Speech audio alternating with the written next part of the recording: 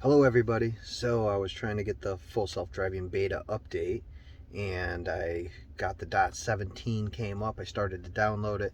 It stalled. I rebooted the car and it stopped downloading.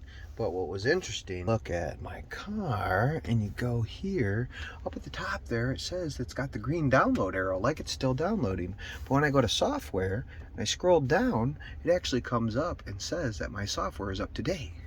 So after doing some checking, I heard that I could hit software and go to hold down on Model 3. And then when it pops up, you type in service in lowercase, you hit enter, and now we get service mode. And it seems to have worked. So something seems to be popping up. It looks like it says service settings. There's a over here to the right, software reinstall. Let me try that.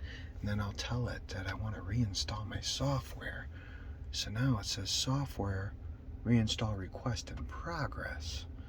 Now let's see what happens here. Come on, Clyde. Come on, Clyde. Give me the new beta. Service mode at the top. And there we go. And it's updating.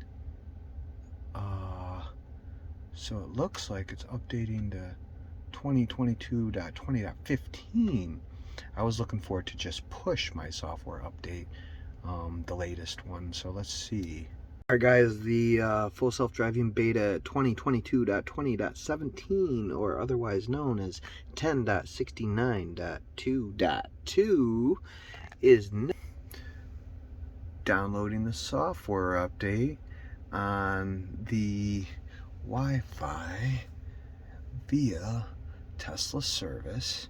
So just so you know, mode trick only works if you in the US if you're at a service center.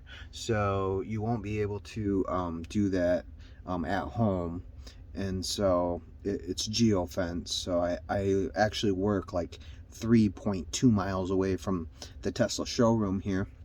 I pulled in and ran through that, and I am now downloading the software update.